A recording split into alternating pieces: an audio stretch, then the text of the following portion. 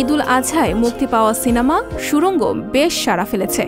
এতে অভিনয় করে আলোচিত হয়েছেন জাতীয় পুরস্কারপ্রাপ্ত চিত্রনায়িকা তমা মির্জা। সম্প্রতি এক ফেসবুক পোস্টে তিনি সংবাদকর্মীদের ওপর নিজের বিরক্তি প্রকাশ করেছেন। এই নায়িকা সামাজিক যোগাযোগ মাধ্যমে লিখেছেন, জেনে বুঝে নিউজ করেন।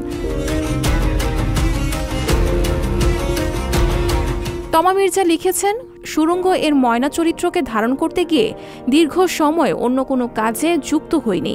এটি ছিল আমার বক্তব্য। কিন্তু দেখলাম একটা নিউজে এর হেডলাইন, তমার হাতে কোনো কাজ নেই, ভাই একটু জেনে বুঝে নিউজ করেন। আপনাদের এসব হেডলাইনের জন্য আমরা আর্টিস্টরা কন্ট্রোভার্সিতে পড়ি। এটা বিরক্তিকর এবং বিব্রতকর। সুড়ঙ্গ সিনেমার কাজ শুরুর আগে তমা ব্যস্ত ছিলেন ওয়েব ফিল্ম ফ্রাইডে নিয়ে। এরপর গত বছরের ডিসেম্বর থেকে এ বছরের জুলাই পর্যন্ত সুড়ঙ্গ সিনেমার জন্য ছিল তার শিডিউল। তাই এই সময়ের মধ্যে আর কোনো কাজ হাতে নেননি তিনি। এই চিত্রনায়িকার ভাষ্য, আমি চেয়েছি ফ্রাইডের পর একটি বিরতি নিয়ে দর্শকরা যেন সুড়ঙ্গতে আমাকে ময়না চরিত্রে দেখতে পায়। তাই এর মধ্যে আর কোনো কাজ নিয়ে আমি পর্দায় আসতে চাইনি। কিন্তু কিছু সংবাদকর্মী আমার কথাকে ভুলভাবে উপস্থাপন করে প্রকাশ করেছে। তমা জানান, এখন তিনি 2টি চিত্রনাট্য পড়ছেন, তবে আগস্ট মাস পর্যন্ত সুড়ঙ্গ সিনেমার প্রচার নিয়ে ব্যস্ত থাকতে চান।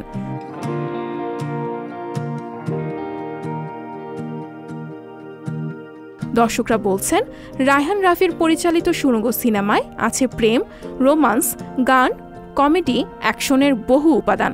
সব মিলিয়ে এটি একটি বাণিজ্যিক সিনেমা।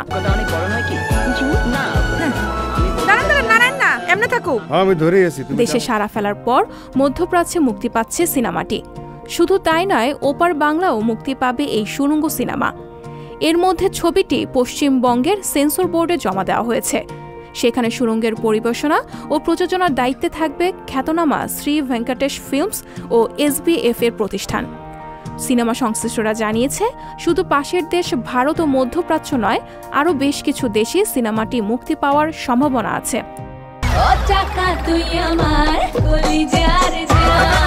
সঞ্জিতা শম্পা, সংবাদ প্রকাশ।